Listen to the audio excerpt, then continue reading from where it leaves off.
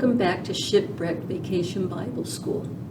Today's Bible story is not a parable, but instead it's a true story that comes from the Bible.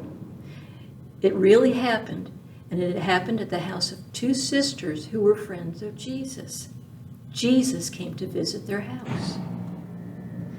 It has been a long time since I've had special guests at my house because of the coronavirus.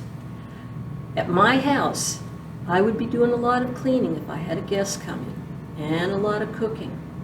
When special company is coming, special things have to be done.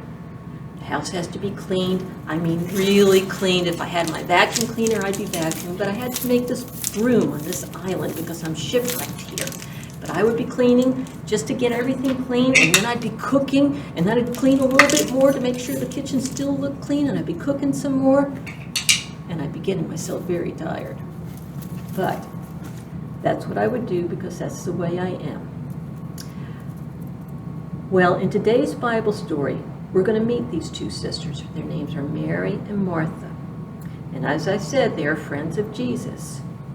Talk about a special guest. Jesus, the Son of God, the Messiah, is coming to their house. Can you imagine? That would be the most important guest we'd ever had. But actually, whenever somebody comes to our house, Jesus is in them.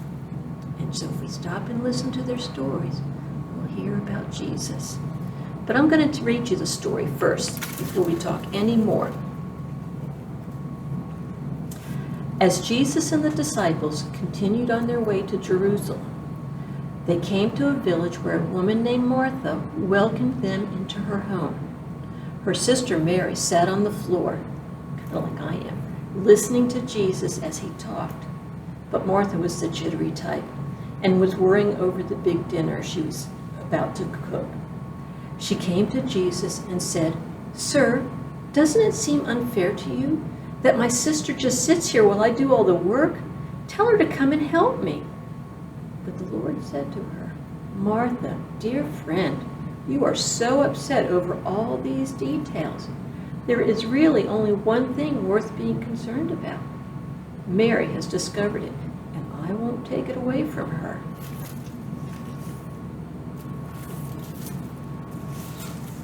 Now, have you ever been in a situation like that? A situation that you felt was unfair? A time you had to do more than someone else? You could talk to your family about that. Talking helps us to stay calm and figure out our worries.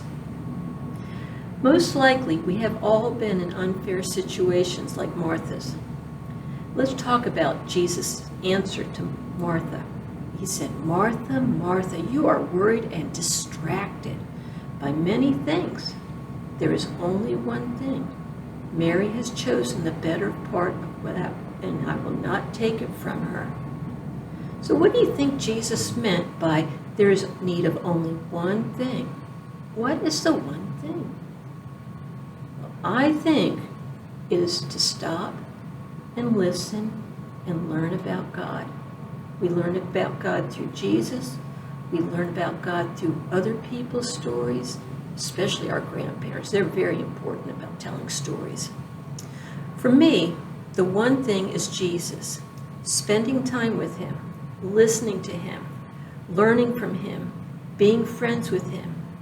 Anything that gets in the way of Jesus is, well, it's in the way. Jesus is the one being that's most important in life and this world. Mary wasn't doing anything wrong by cleaning the house or cooking a meal. But while she was thinking about how unfair everything was, she wasn't thinking about Jesus. She could have been listening and doing her work, or she could have just sat down and listened. She let her worries get in the way of putting Jesus first. That's easy to do. I've done it a lot. We all let our worries distract us. What kind of things do you worry about? I imagine it is not about cleaning and cooking, unless your mom says, "You got to get your room clean before our company comes." Maybe it is about something you like to do, like playing a video game or having a turn at something fun. Well, for me, I'm a lot like Martha. I worry about the house being clean enough. But when a special guest is coming, I have learned to stop and spend time with that person, to listen to their stories. When I do, I see how Jesus lives in that person's heart. I spent a lot of time listening to my mom. She taught me about God and Jesus and being good. She told our family so many stories that her granddaughter wrote a book about her stories because there was something to learn in each story. It's kind of like how we wrote the Bible. And my niece wrote a book about her grandmother. One of my favorite stories that my mom would tell over and over again was when her granddaughter was afraid of the dark. She was little. She was probably about 6 years old or 5 years old, and she was staying at Grandma's house, and it was time to go to bed, and it was dark, and Grandma went to turn the lights off, and she got afraid, and she started worrying about the dark. Well, my mom came in, and she said, "You don't need to worry. Let's look at the dark." And she had her get up, and they walked over to the window, and they looked, and they looked, and she started seeing the stars, and she started seeing the lightning bugs, and she could see the outline of the trees, and all of a sudden she wasn't afraid of the dark because it wasn't so dark anymore. Jesus spoke through my mom and helped her to be calm. And by being calm, she could see things that she wouldn't have seen if she was still afraid and worried. So, this is why it's important to ask Jesus for help. And that's what Martha did.